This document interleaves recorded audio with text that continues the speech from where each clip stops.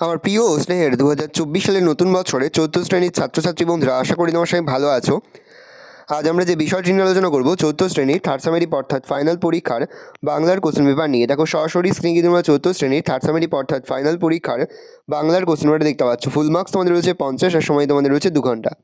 প্রথম, কবির নাম সহ আদর্শ ছেলে কবিতার প্রথম 8 লাইন মুখস্থ লেখো। প্রশ্নের মান 1 করে 1 যোগ 4 সমান 5।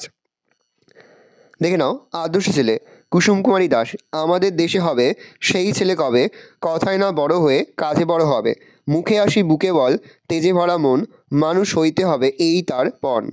প্যারা চেঞ্জ করে লিখবে, বিপদ আসলে কাছে হও আগুয়ান, নাই কি শরীরে তব রক্ত মাংস প্রাণ।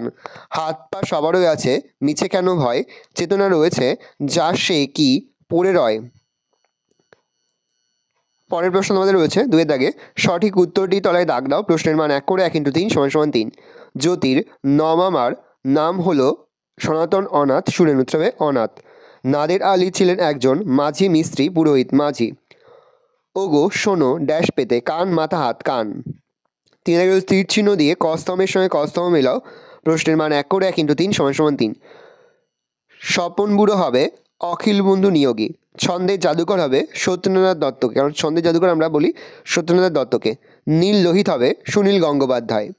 4 দাগে শূন্যস্থান পূরণ করো। প্রশ্নের মান 1 করে 1 × 4 = 4। মায়াদ্বীপের অপর নাম ড্যাশ উত্তর হবে বনভাসী দ্বীপ। ঘুমের ড্যাশ বুলিয়ে আসে গুটি গুটি কাজল। ট্রাম ছাড়া একটি পরিবেশ বান্ধব যান হলো ড্যাশ মেট্রো। নদীন চটি পায়ে দিয়ে ড্যাশ যতীন খুব সাবধানে রইল প্রথম দিন। 5 দাগে রয়েছে নিচের প্রশ্নগুলির একটি বাক্যে উত্তর দাও। প্রশ্নের মান 1 করে 1 × 5 = 5। মতিলাল মজুমদারের লেখা 2টি কাব্যগ্রন্থের নাম লেখো। স্বপন পশারি ও হেমন্ত গোধূলি। মায়াদ্বীপ গল্পটি কোন বই থেকে নেওয়া? তারা বড়রা যখন ছোট ছিল। যতীন কোন জিনিসটি যতদিন সম্ভব টিকিয়ে রাখতো? তার ঘুড়ি। মা জ্যোতিকে কোন নদীতে স্নান করতে নিয়ে যেত? গরুই। কুসুম কুমারী দাসের জন্ম মৃত্যুসাল কত? 1875 সালে জন্ম, মৃত্যু হচ্ছে 1948 সালে। 6 দাগে রয়েছে নিচের 3 থেকে 4টি বাক্যে নিচের প্রশ্নগুলির উত্তর দাও। প্রশ্নের মান 2 করে 2 × 2 = 4। কথকের মায়ের অনেক সুসুখ দেখা হয়ে ওঠে না কেন? কথায় না বড় হয়ে কাজে বড় হবে বলতে কবি কী বোঝাতে চেয়েছেন?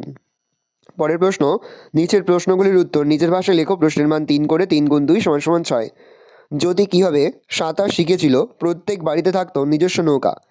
এমন বন্দোবস্তের কারণ কী ছিল? এবার আমরা এই প্রশ্নের উত্তরগুলো দেখে নেব 6 এবং 7 দাগের।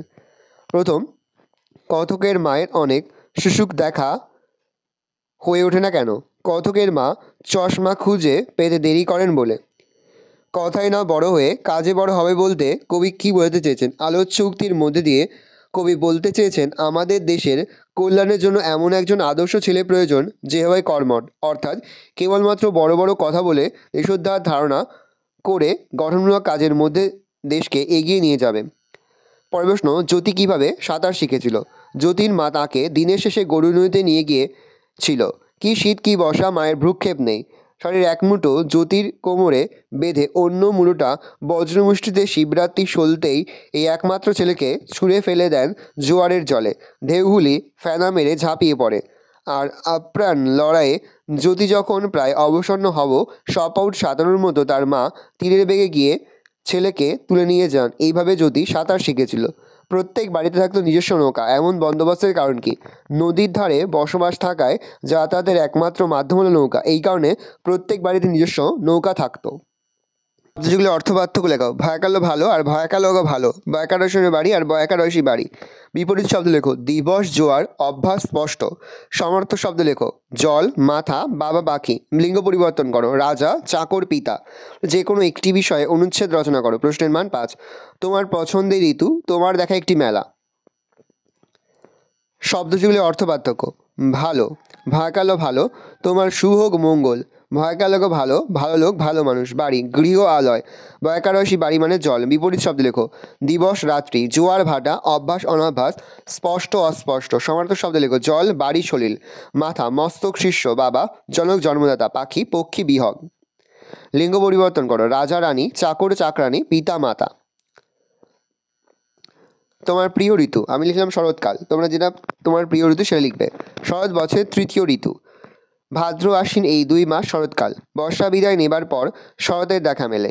বর্ণনা। এই সময় আকাশ ভেসে বেড়ায় পেঁজা তুলোর মতো সাদা মেঘ। আকাশের রং এই সময় থাকে গাঢ় নীল। এই সময়ে বাঙালির শ্রেষ্ঠ উৎসব শারদীয় উৎসব। বাতাসে ভেসে বেড়ায় পুজোর ছুটির আমেজ। এই সময় বাংলার মাঠে মাঠে সবুজ ধান খুশিতে নেচে ওঠে। বাগানের শিউলি, কামিনী, হাসুনহানা, টগর, মল্লিকা, জুঁয়ের অপরূপ শোভা। পাপড়ি, মেলে ধরা সরদল, শালুক, গাছে গাছে দোয়েল, শ্যামার, মধু, কলকাকলি সব মিলিয়েই প্রকৃতি যেন সেজে ওঠে উৎসবের সাজে। উৎসবের ঋতু। একসময় মানুষের মনে উৎসবের ছোঁয়া লাগে। বাঙালির শরৎকালে তার মনের আনন্দকে প্রকাশ করে নানা উৎসব আর নানা অনুষ্ঠানের মধ্যে দিয়ে। বাঙালির শ্রেষ্ঠ উৎসব দুর্গাপুজো অনুষ্ঠিত হয় শরৎকালে। পুজোর 4 দিন প্রস্তুতি চলে বহুদিন আগে থেকে। পুজোর দিনগুলিতে বাঙালির মন আনন্দে ভরে ওঠে। উৎসব, শরৎ উৎসব আর আনন্দের ঋতু। কবি সাহিত্যিকরা তাদের লেখায় এই ঋতুর বর্ণনা করেছেন।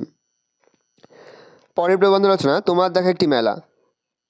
কানাইপুরে বিশালাক্ষী তলায় চৈত্র সংক্রান্তির দিন চড়কের মেলা বসে। মেলা অনেক পুরনো এবং খুব বিখ্যাত এখানে। মেলাটি বেলা 11টার পর থেকে বসে যায়। বেশ কয়েকটি গ্রামে বহু মানুষ এই মেলা দেখতে আসে। তাদের সঙ্গে আসে তাদের ছেলে মেয়েরাও। মেলাটি 5 দিন ধরে চলে। নানা রকমের জিনিসপত্রের দোকানপাট বসায়। মেলা খুব সরগরম হয়ে ওঠে। কেনাকাটার ধুম পড়ে যায়। বিশাল এক মাঠের একদিকে নাগরদোল্লা, সার্কাস, কত কি বসে।